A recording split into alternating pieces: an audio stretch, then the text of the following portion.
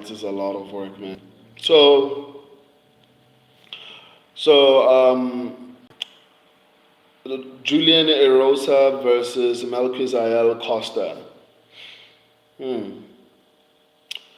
Um, I know a lot of people are criticizing Julian Erosa in his previous fight, but let's first talk about the experience. I mean, Julian Erosa has like so much experience in the UFC that it's even crazy to think about. And he's like, I think 34 years old, but he's been fighting some of the most elite fighters in the UFC. So, just to name a few, he's been fighting people like Julio Arce. He lost to Julio Arce. He actually beat Sean Woodson, which is crazy. I actually didn't know that. He actually submitted Sean Woodson. He beat Nate Landwehr via TKO, KO, TKO. Wow, damn. And then he lost to obviously Choi. He beat, wow, Charles Jourdain. And then he beat Patterson. He beat Dawadu. He lost to Alex Caceres. I mean, Julian Erosa has been fighting really good fighters. Damn. Wow. Okay. And then he lost to Padilla, and then he then went on to win his next fight against. Look at that stupid phone. It went out. Anyway, let me continue where I left off. So Julian Erosa has been fighting really, really good fighters, man. Like he's been beating people like Sean Woodson, Dawadu. Like it's crazy to even think about. And he's on a three-fight winning streak, and in that three-fight winning streak, he beat is it Ramos, Ricardo Ramos, or something like that, and then he beat Christian Rodriguez. He then beat Darren Elkins. Right. And then when we look at Melquizael Costa, and by the way, he beat Christian Rodriguez via submission. Costa went to a split decision that I think he lost. Okay, it was close. Let me not even say that. I'm being biased. So Melquizael Costa went to he won a unanimous decision against Christian Rodriguez. Julian Erosa actually submitted Christian Rodriguez. It's not MMA match, but we're looking at how both of them did against similar opponents. He won via submission in round one against Andre Fili. He beat some guy, lost to Steve Garcia, and then before that, lost to Thiago Moises via submission. Um, beat Austin Lingo. So I guess he's been fighting pretty decent fighters, but their most recent and common opponent is Christian Rodriguez, and Julian Erosa actually finished Christian Rodriguez, whereas Costa went to decision with him. Maybe that doesn't mean much. I mean, Ian Gary does not have that many finishes, but he actually beat a couple of people, or rather, beat someone who has a lot of finishes in Prates. So maybe someone not having that many finishes means that much. But as far as the striking goes, I feel like Julian Erosa might have a bit of an advantage as far as power. I think he's going to have an advantage as far as volume. He's going to be throwing significantly more. My biggest concern, obviously, is the fact that Erosa has horrible striking defense, but I mean, it's not like Costa throws that much. But Costa, granted, I'll give the credit to him. He has good striking defense.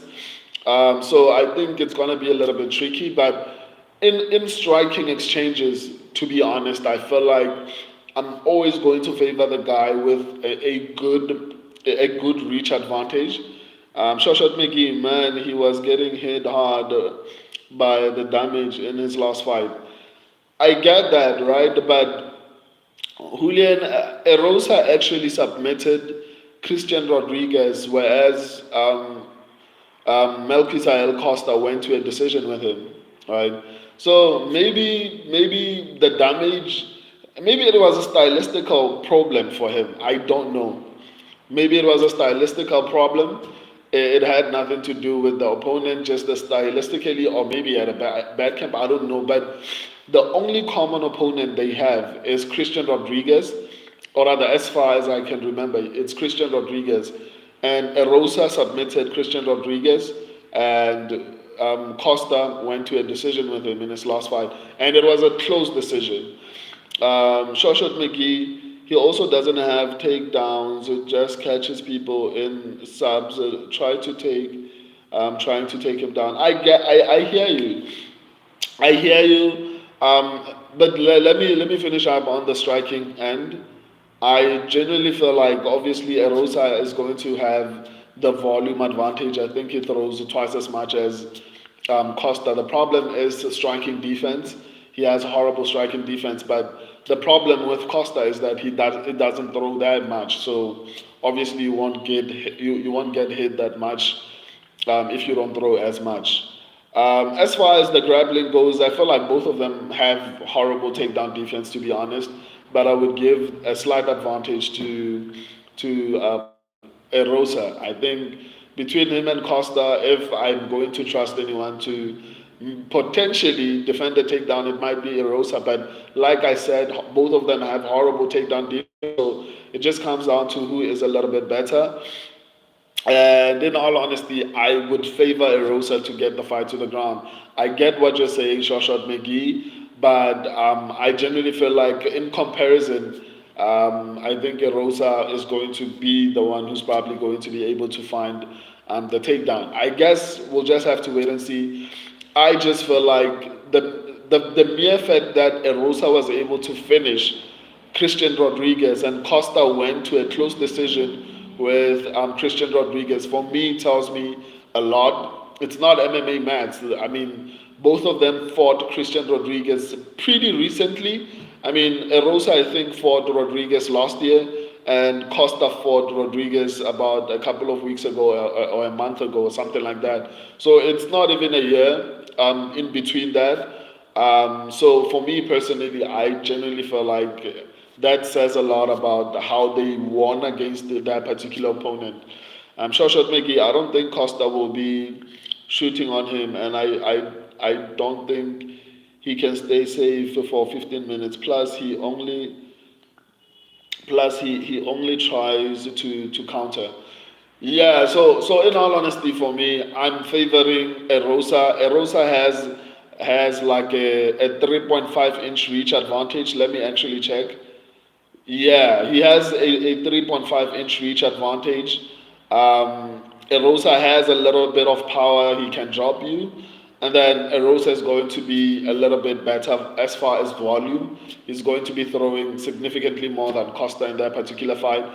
And that reach advantage, I think, is going to play a significant role because it's going to be harder to hit Erosa in this particular fight. And it's not like Costa has a massive volume. That's the problem I have with Costa. He might be a bit elusive and it might be harder to hit, but with someone who throws this much volume, I think he's going to land at some point. Even if he misses, he's eventually going to find a way to land. And because of the activity, even if the fight goes to a decision, I can see Erosa getting the decision purely because of activity if it doesn't end in a finish. And on the ground, I think Erosa is better offensively and defensively.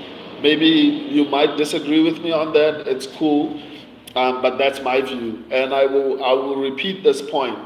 Both of them in the last year, both of them fought Christian Rodriguez. One of them finished Christian Rodriguez via submission. One of them had a close fight with Christian Rodriguez recently. Costa went to a close decision with Christian Rodriguez, and Erosa submitted Christian Rodriguez. Not MMA match, it's a common opponent. So it's like Israel Adesanya fighting what do you call him, Sean Strickland, and losing to Sean Strickland via what do you call it, via decision, and then Dricus du Plessis winning against Sean Strickland via decision. It makes more sense that it's going to be likely Dricus du Plessis who's going to win a fight between Israel Adesanya and Dricus du Plessis. But you know what? Let me not even make that example. I'll be accused of doing MMA maths. But I just feel like Erosa is going to be a little bit better. Despite his performance in his last fight, I think he has a slight advantage in this particular fight. Shoshot McGee, he has had a reach advantage over everyone. He KO'd, yeah. And when you look at the amount of people, just listen to the people that Erosa has beaten. I think people forget, man. People forget, man. So I think we should revisit. I actually spoke about his record at the beginning of the stream, but I think it's important to actually go back to it, um, and actually see the amount of talent that Julian Erosa has actually fought. Let me go back. So he fought. Okay, this guy I'm not gonna mention. I think is irrelevant. Okay, I think he fought Grant Dawson. I can't remember who won in this particular fight. And then he fought Julio Arce. Obviously, Julio Arce won that particular fight. He beat Sean Woodson. Sean Woodson only lost his recent fight. That's a good win, in my opinion. He actually submitted Sean Woodson in the third round. He TKO'd Nate Landwehr. This was in 2021. He TKO'd Nate Landwehr. Lost to Duho Choi via KO. Submitted Charles Jourdain. I mean, obviously, maybe Charles Jourdain's grappling at that time was not that great, but still, submitting Charles Jourdain is pretty impressive. Beating, he won a split decision against Peterson. Beat Dawadu via decision, lost to Alex Caceres, lost to Chris Padilla, came back and beat Ricardo Ramos, beat Christian Rodriguez via submission, and obviously TKO'd Darren Elkins in the first round.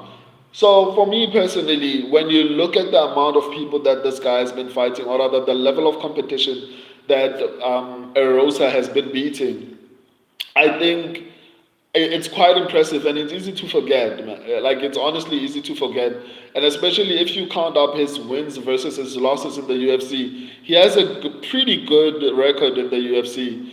I don't know why are people sleeping on him, but it is what it is. On the other hand, Costa lost to Thiago Moises in his debut fight via submission.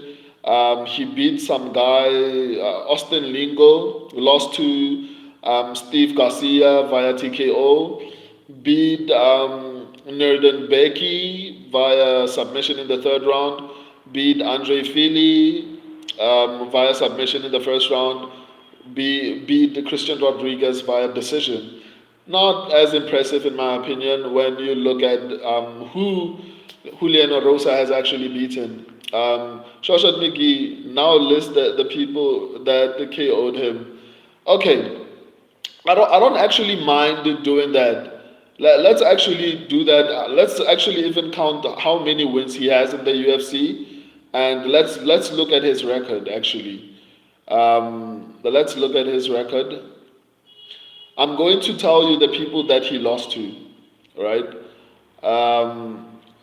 He beat some guy named Wozek or something in his debut. He lost to Ishihara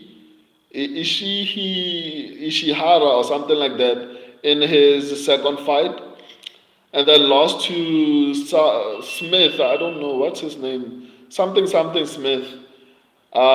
He went on a 3-fight losing streak. I don't know what happened with the Grant Dawson fight. I can't remember if who won in that particular fight. And then he lost to Julio Arce. So at this point, he was 4-1, 4-1, 2. three, four. No, 1, 2, 3, 4. Yeah. At this point, he was 4-1. He lost to Julio Arce. He then submitted Sean Woodson. He then knocked out Nate Landwehr. Lost to Duho Choi. Then he submitted Charles Jourdain. He then won a split decision against Patterson. He then won a decision against Dawodu. Got knocked out by Alex Caceres. Got knocked out by Chris Badila. Um, Submitted Ricardo Ramos, which is quite impressive because that's where Ricardo Ramos is supposed to excel. Submitted Christian Rodriguez, knocked out Darren Elkins. So let me calculate how many fights that is. So in the UFC, he has had 1, 2, 3, 4, 5, 6, 7, 8, 9, 10, 11, 12, 13, 14, 15, 15 fights in the UFC. And out of those 15 fights, he won one, let me see, 1, 2, 3, 4, 5, 6, 7, 8, 9. I mean, 9 out of 15 fights, dude. Like that's not too bad. In the UFC, that's a UFC record. So his record in the UFC, he is 9-5, 9-6, yes. In the UFC, right? His record is 9-6. So I feel like that's not something to. It's not a bad record. There are people who are in the UFC who are like 5-5 or the 10-6. Like for example, okay, let me not do that to Tai Tuivasa. But still, how many fights has Tai Tuivasa won in the UFC?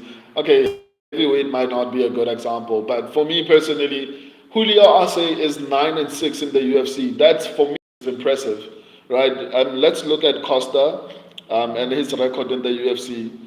Um, oh, I need to get new phones. This phone is just behaving like a spoiled brat.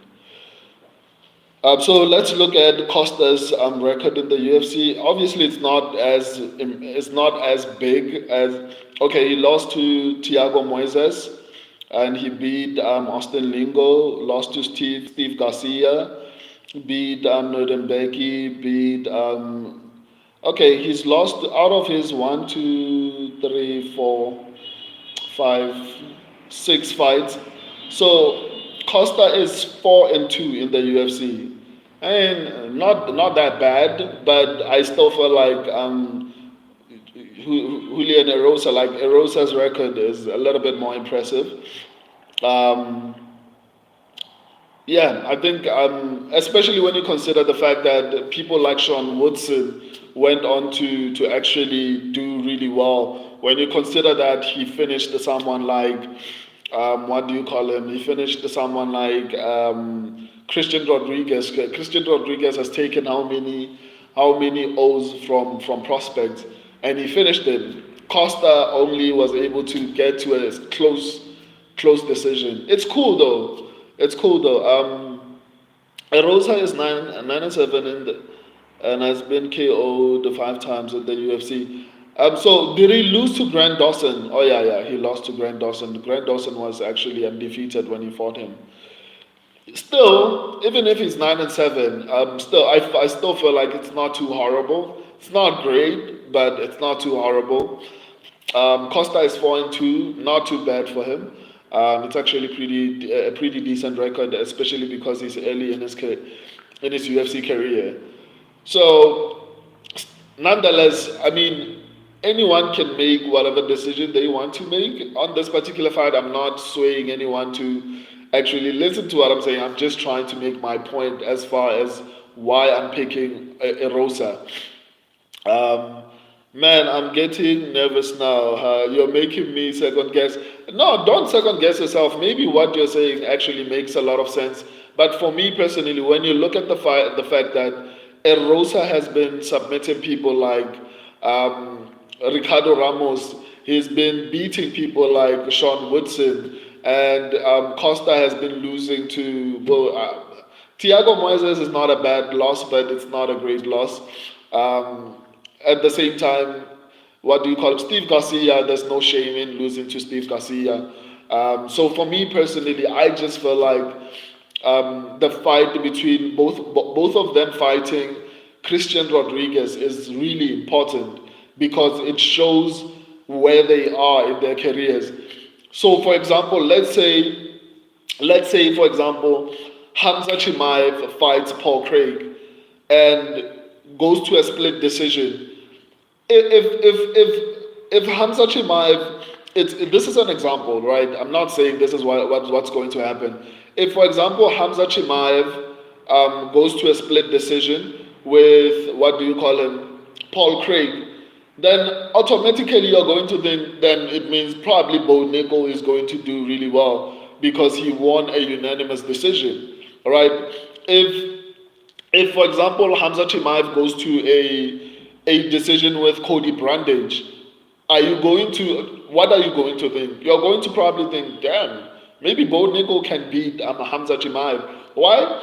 Because Bo Nickel actually submitted Cody Brandage. So for me personally, I'm not saying this is what's going to happen. I'm just trying to explain the importance of having a common opponent.